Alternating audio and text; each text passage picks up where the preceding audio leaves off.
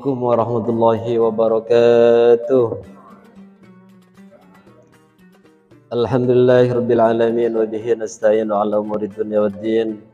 Wassallallahu ala sayyidina Muhammadin khatamin nabiyyin wa ala alihi wa sahbihi ajma'in. Rabbi shrah li sadri wa yassir li amri wahlul 'uqdatam min lisani yafqahu qawli. Allahumma rzuqna fahman nabiyyin wa hifdzal mursalin wa ilhamal malaikatil muqarrabin.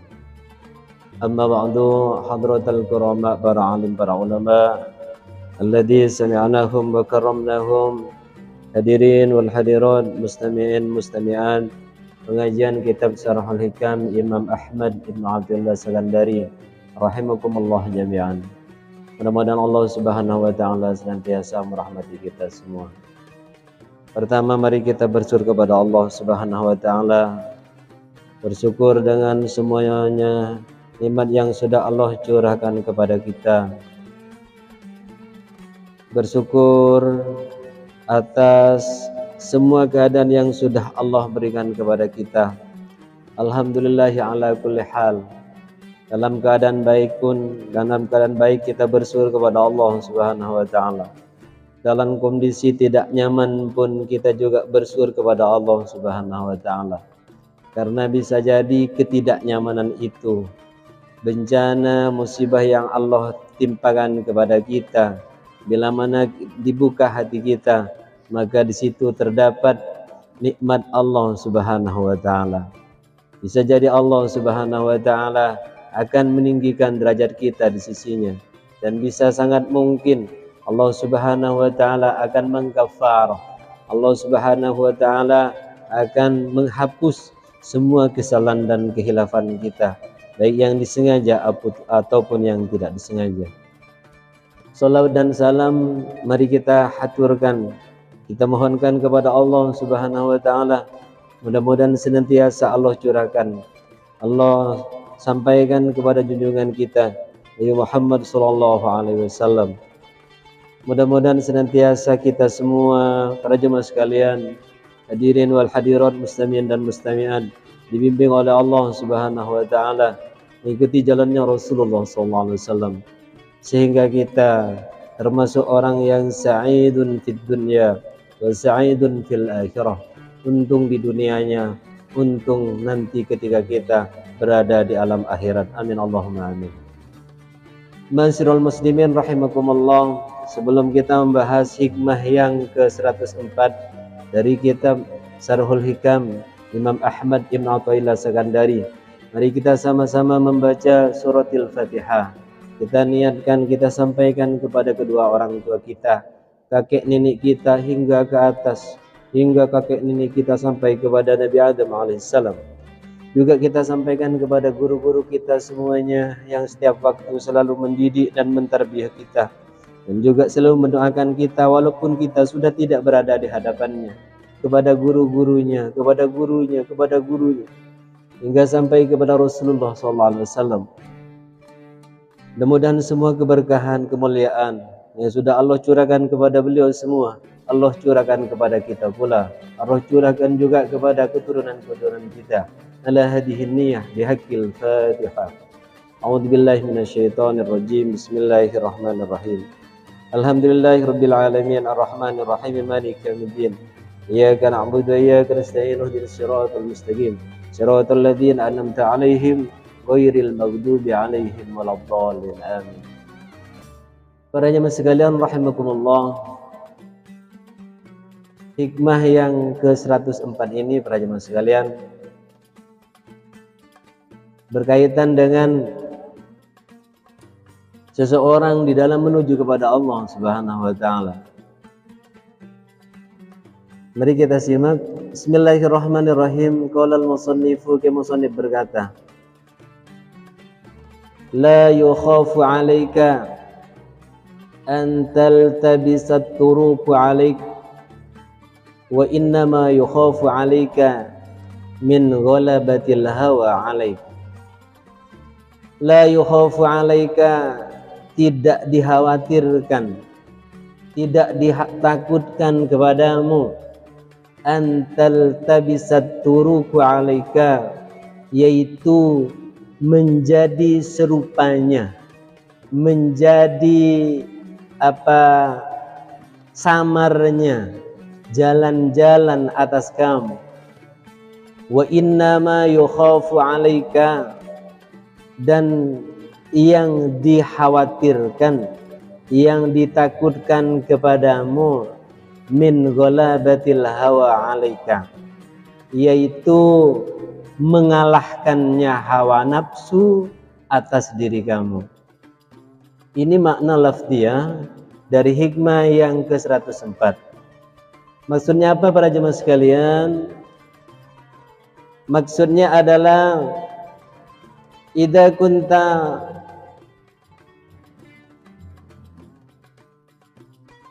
mutalabbisan bihalin minal ahwali ka ta'atin aw maksiatin aw ni'matin aw baliyatin.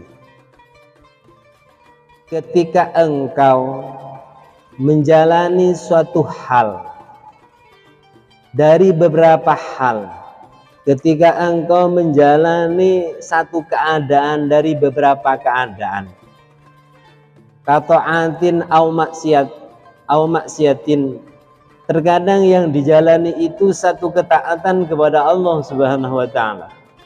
Kita datang berjamaah, ketaatan kepada Allah Subhanahu wa taala. Kita duduk bersama-sama ngaji sambil nunggu sholat isya, ini satu ketaatan kepada Allah Subhanahu wa taala. Au maksiatin, atau terkadang kita juga tergelincir kepada maksiat, padahal diri sudah berusaha, ternyata ketemu dengan teman kita menyampaikan tentang keburukan temannya. Tidak sengaja kita juga ikut menimpali keburukannya, terceburlah kita ke dalam kemaksiatan itu. Au nikmatin, atau terkadang kita dalam satu kondisi yang mendapatkan nikmat dari Allah Subhanahu wa taala. Diberikan kesehatan, nikmat dari Allah Subhanahu wa taala. Diberikan kesempatan, nikmat dari Allah Subhanahu wa taala. Orang sehat itu makan enak. Orang kalau tidak sehat disajikan apa saja yang tidak enak. Nah, ini au baliyatin, atau terkadang Allah memberikan kita, memasukkan kita dalam kondisi kita itu mendapatkan baliyah, mendapatkan ujian dari Allah Subhanahu wa taala. Ya, kadang kita diuji oleh Allah Subhanahu wa taala dengan banyak hal. Dengan banyak hal. Allah menguji dengan walana baluannakum bi syai'in minal khauf. Allah menguji dengan rasa takut terkadang. Sering ini juga. Bukan cuma kita aja takut berjalan pada waktu malam, tidak. Kekhawatiran kita jangan-jangan, misal kalau kita sekarang lagi bertani, jangan-jangan tidak bisa pulang hasil, ini ketakutan. Kita misalnya nabung sedemikian rupa, kenapa ada ketakutan jangan-jangan anak kita nanti tidak selesai pendidikannya, sehingga dengan temannya, wih lemah mau bayar haji misalnya, wih tidak bisa, saya harus selesai dulu anak saya, ada ketakutan. Nah, ketakutan itu macam-macam para jemaah sekalian. Dari tadi rasa minal khauf, Allah menguji dengan baliyah tadi itu dengan ketakutan, dengan rasa lapar, dengan berkurangnya harta, dengan berkurangnya anfus. Dulu udah umur di bawah 40-an kalau baca kita udah pakai kaca, masih dulu. Tapi sekarang dibantu kaca kalau lampunya. Ini berarti Allah kurang wanaksim minal anfus. Allah kurang. Dulu kalau masih umur 30-an jalan masih gagah. Tapi udah umur 70-an, alhamdulillah bisa jalan sampai ke masjid. Allah kurangi semuanya. Pendengaran Allah kurangi, pandangan Allah kurangi. Dulu kalau masih muda, makan jagung yang disangrai itu kuat. Sekarang jangan coba-coba, habis giginya. Karena giginya juga gigi pasangan. Ini kan wanaksim minal amwal anfus. Anfus Allah uji dengan balik. Para jemaah sekalian rahimakumullah, ketaatan itu saya tidak dikhawatirkan kepadamu ada keserupaan, ada kesamaran jalan-jalan untuk menuju kepada Allah Subhanahu wa taala. Kalau di dalam ilmu syariat, dalam hadis itu disebutkan al-halalu bayyinun, yang halal jelas. Jual beli halal. Wal haramu bayyinun, yang haram juga jelas. Nyuruh, mencuri haram. Membohongi orang haram. Tapi di antara keduanya itu terdapat suatu yang subhat, yang samar.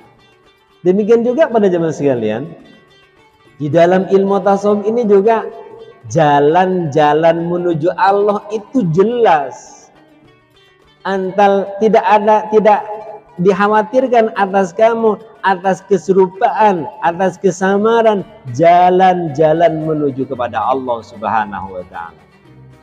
Maksudnya apa? Ai turukul ubudiyati, yaitu jalan-jalan pengabdian kamu kepada Allah Subhanahu wa taala. Jalannya sudah jelas. Gimana kamu cara ngabdi kepada Allah Subhanahu wa taala? Allati tusiluka ila rabbika inda talabbusika bihalin minal ahwal. Ketika yang mana jalan itu para jemaah sekalian bisa mengantarkan kamu kepada Tuhanmu ketika kamu mengendarai jalan itu, melewati jalan itu dari beberapa keadaan-keadaan kamu. Contohnya apa jalan itu? Contohnya sholat berjamaah. Ini kan salah satu jalan. Jalan yang bisa mengantarkan kita kepada keridhoannya Allah Subhanahu wa taala. Banyak jalannya. Banyak jalannya. Itu yang pertama. Sholat. Sekarang sholatnya sudah istiqomah. Sholat 5 waktu dulu. Kadang kita suka menunda-nunda karena kita masih muda. Nanti dah kalau kita sudah waktu bujang kita, nantilah kalau kita sudah menikah. Pas menikah nantilah kalau kita sudah punya anak. Pas punya anak tambah repot. Kita masih nunggu umur 40. Alhamdulillah di usia 40 Allah buka. Bisa kita beribadah, sholat dulu masih, kata orang Sumbawa, elat tali pagar. Ya, duhur sholat, asar masih di sawah, enggak sholat. Maghrib bisa sholat, isya kecapean, enggak sholat. Subuhnya juga kesiangan, akhirnya enggak sehari semalam yang diwajibkan 5 kali, yang bisa dikerjakan baru 2 kali. Para jemaah sekalian rahimakumullah, alhamdulillah kemudian Allah berikan berupa karunia bisa mengerjakan sholat 5 waktu secara istiqomah. Secara istiqomah. Para jemaah sekalian rahimakumullah, sesudah istiqomah mengerjakan sholat ini tingkatkan lagi derajatnya dari istiqomahannya. Dulu kalau sholat duhur itu masuk duhur jam 2:15, kerja jam 1:30, kan masih duhur. Jam 2:30 boleh karena masih ada waktu sholat. Jam 3 Ustadz boleh, cuma sama kayak orang pergi sekolah kira-kira begini. Waktu sekolah itu kan masuknya kan jam 12:30, boleh pulang jam 12:30. Sekarang kira-kira kalau kita jadi guru masuk jam 7:30 kan senang gurunya, kira-kira kan begitu kan masuk sekolah. Tapi kalau betari sebelum menunggu, sebelum waktu sholat sudah standby, sebelum waktu masuk sekolah sudah standby nunggu waktu, jam 7 sudah di sekolah. Wih, senang kepala sekolahnya. Kemudian sekarang kalau umpama datang ke sekolah jam 9 sudah istirahat, ada jam pelajaran enggak? Kan ada jam pelajarannya, masih ada jamnya. Para jemaah sekalian rahimakumullah, sama sebenarnya waktu sholat duhur misalnya. Sholat duhur dikerjakan di awal waktu, ya bagus. Misalnya dikerjakan jam 3, ya boleh. Karena masih ada waktu urusan dunia, urusan kepala sekolah aja masuk jam 8:30, mungkin kalau diulang 3 kali kita kena drop out. Ya kalau Allah ini karena sifat pengasihnya luar biasa, biar aja enggak apa-apa, yang penting mau sholat. Para jemaah sekalian rahimakumullah, kemudian sesudah bisa istiqomah menjaga sholat, tingkatkan sholatnya kita konsisten, harus di awal waktu. Di awal waktu, kata orang Sumbawa, supaya sholatnya hendak dijadikan sisa, dikasih sisa-sisanya kan, dikasih sisa-sisanya. Kalau umpama sholatnya jam 2 duhurnya, kan dikasih sisa-sisanya. Habis kerja ini kan dikasih sisa, sholatnya dikasih sisa kerjaan yang lain. Makanya kalau bahasanya Gus Baha itu, hidup keren itu ketika kita menunggu waktu sholat. Artinya aktivitas lain ini hanya sebagai penunggu waktu sholat yang kita tunggu. Kalau yang ditunggu datang, otomatis yang ini kita hentikan. Para jemaah sekalian rahimakumullah, naik grade-nya sekarang, sholat di awal waktu. Sesudah sholat di awal waktu, kita tingkatkan lagi dengan cara sholat berjamaah. Sholat berjamaah kita dawamkan sudah. Duhur bisa jamaah, maghrib bisa jamaah, isya bisa jamaah, subuh, maghrib, isya, subuh bisa berjamaah. Subhanallah. Ini para jamaah sekalian. Lah ini salah satu apa? Salah satu jalan allati tusiluka ila rabbika. Jalan ini yang mengantarkan kita ila rabbika, kepada Tuhan. Baru contoh sholat. Ada juga dengan hal lain, contohnya ngajar, tapi bukan berarti meninggalkan sholat. Dan tambah dengan sholat lagi, didawamkan juga sholat qobliyah ba'diyahnya, didawamkan juga sholat sunat sholat sunat witirnya, ditambah lagi banyak, ditambah lagi. Para jemaah sekalian rahimakumullah, apakah semua orang yang sudah menjalani ini bisa sampai kepada Allah Subhanahu wa ta'ala? Tidak semuanya. Kajian-kajian yang dulu, wasilin orang mereka yang sudah sampai, ada salikin, mereka yang masih seperti saya, ini baru menjadi salikin, berusaha untuk beribadah dengan sebaik-baiknya dengan usaha kita.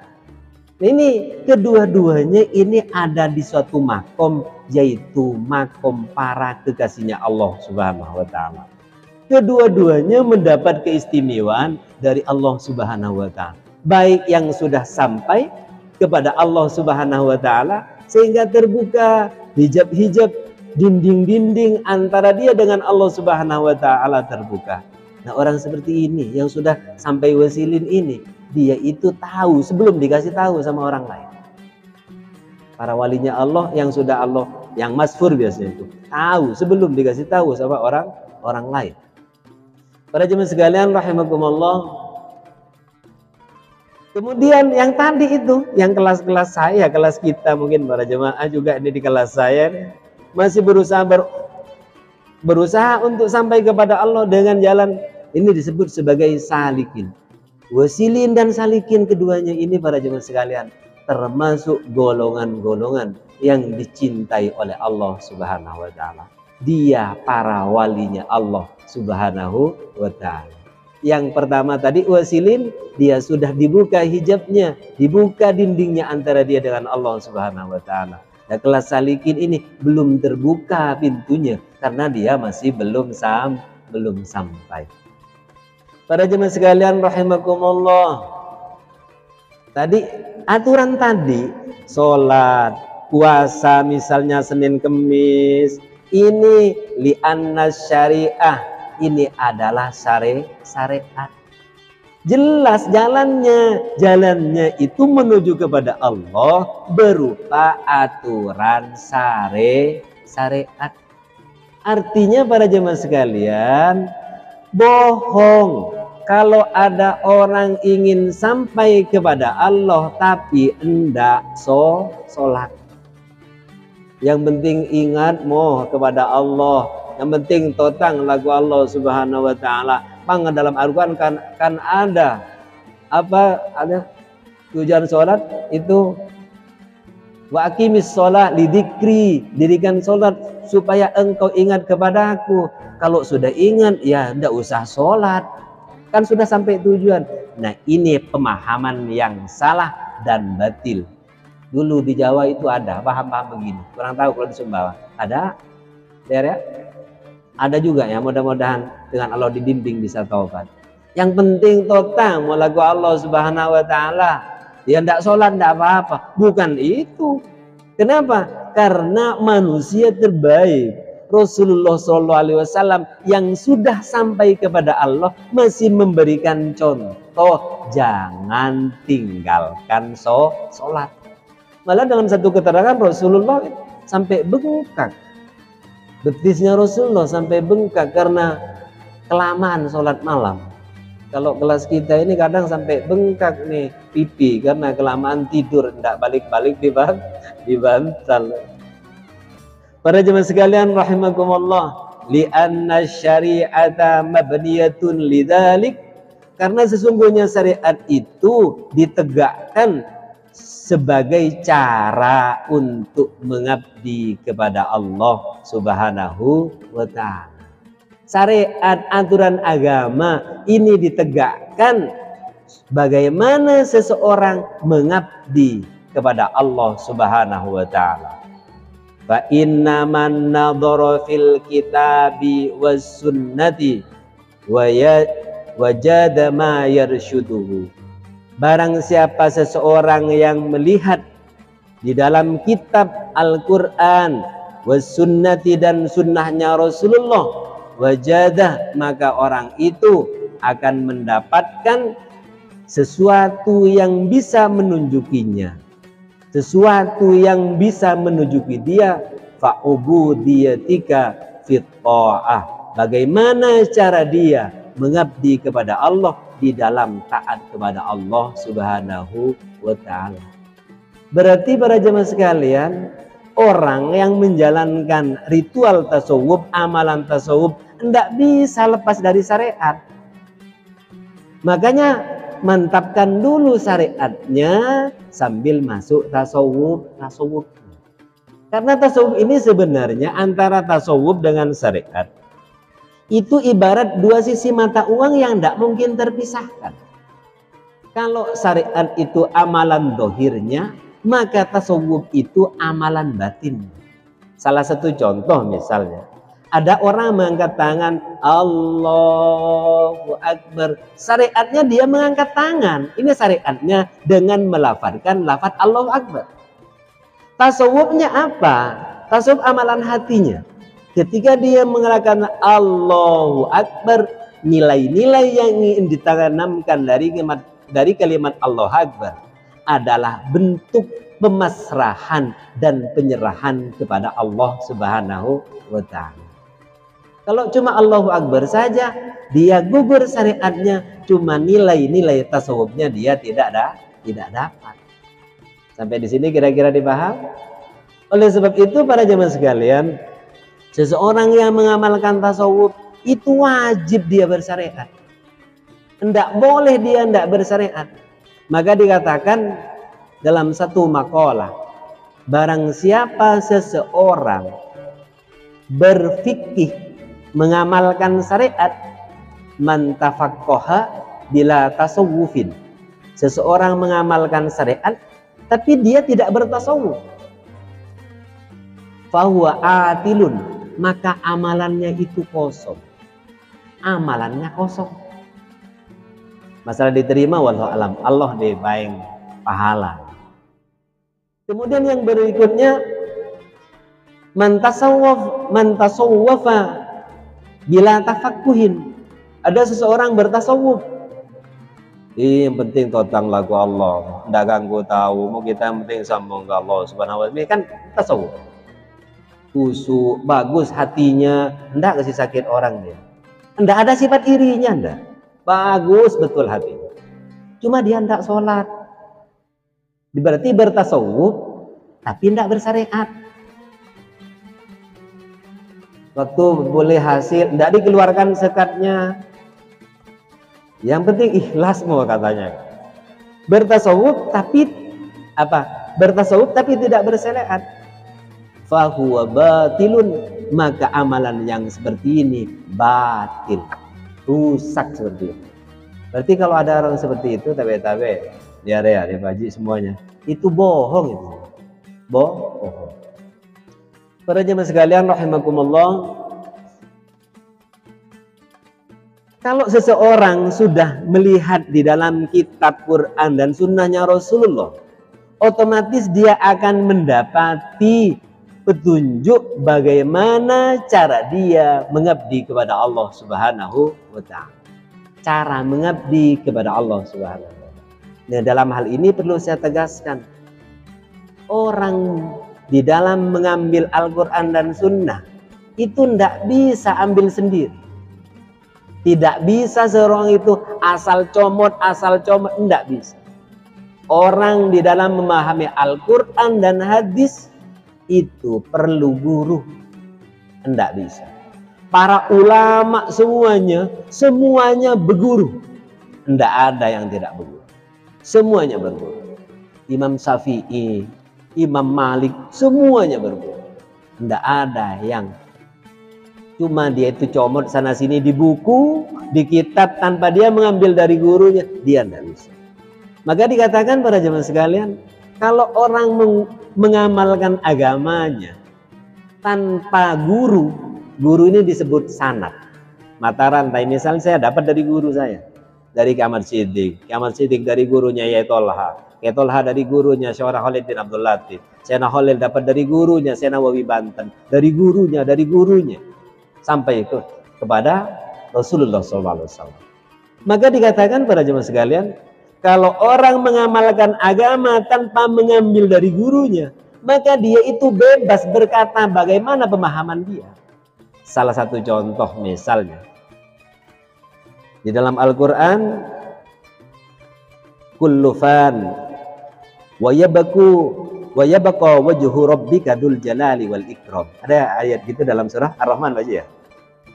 Semuanya akan rusak. Wa yabqa wajhu rabbika, dan kekallah wajah Tuhan.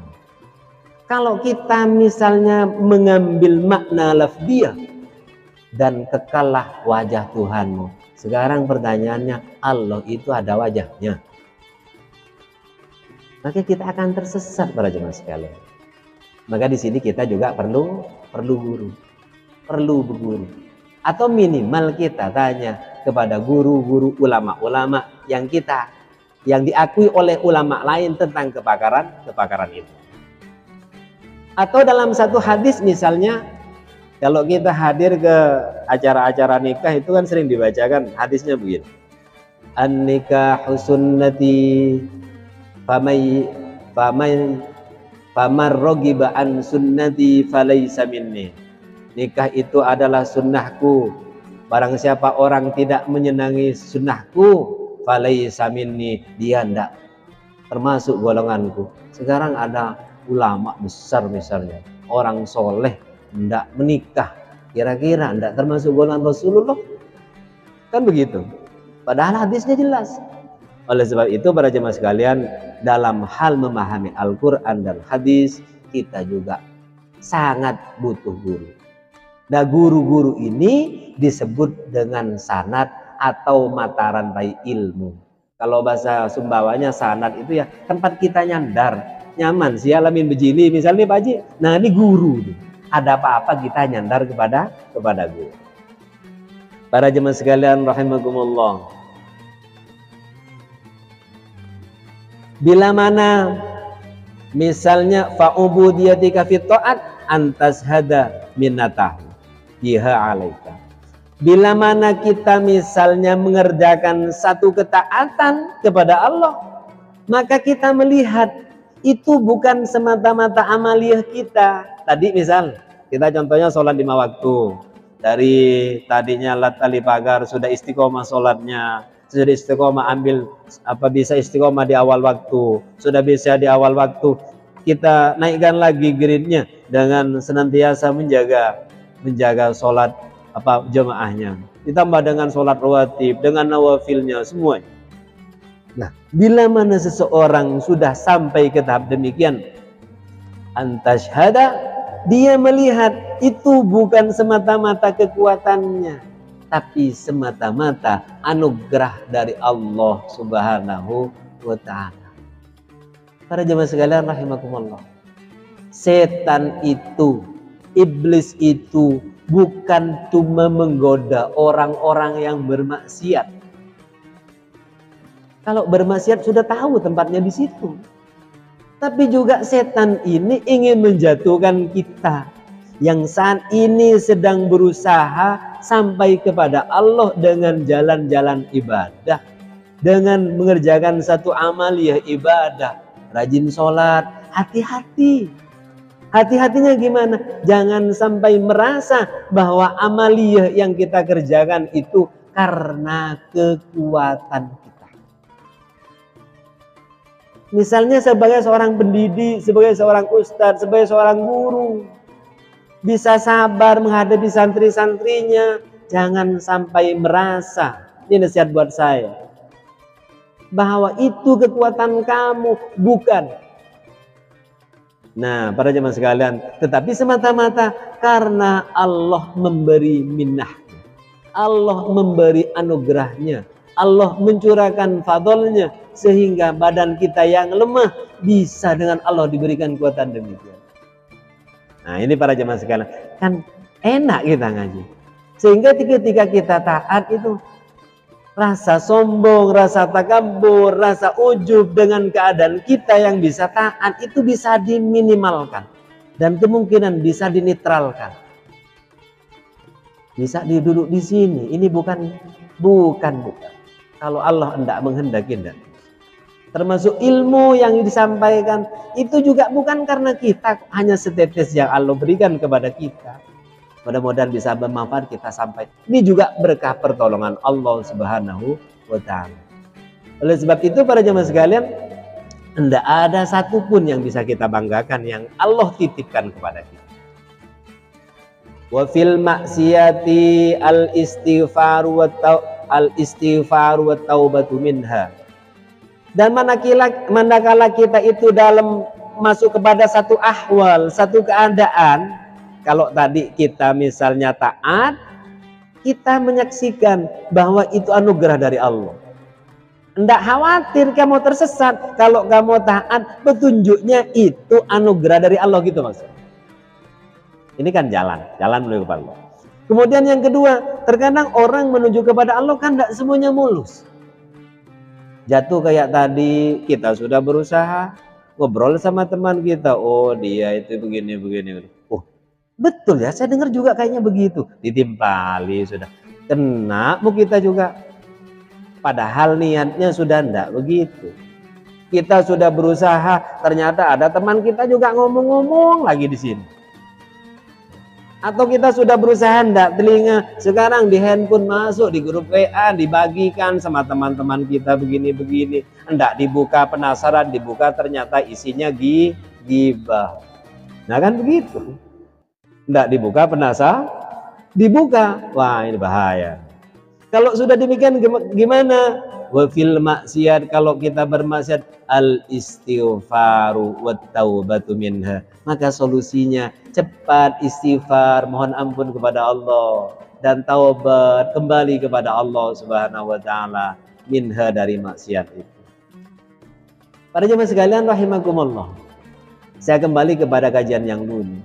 Bagi orang yang makrifat, yang tahu akan dirinya, sebenarnya bisa jadi maksiatnya itu bisa menjadi baik.